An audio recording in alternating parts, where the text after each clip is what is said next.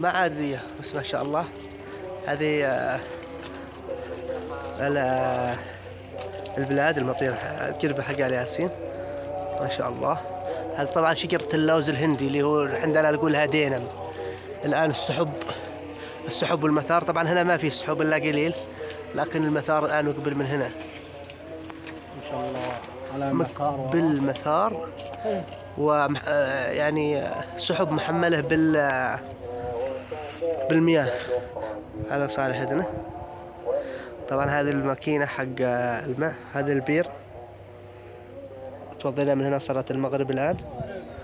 هنا برضو أغنام، هنا برضو مزروع الجت اللي عندنا نقول له قضب. هنا برضو المخزن حق العلف. هذا مسجد صغير صلي فيه المغرب. وهذا الأغنام ما شاء الله، مثارات مقبلة والأمطار والخير ما شاء الله لا قوة إلا بالله. يلا هي طبعا نصور لكم المسجد. هذا المسجد، هذا صالح الإمام حقنا. طبعا الإنارة ضعيفة. صالح هتصلي بنا ها؟ إن شاء الله. أفضل إمام. الإمام.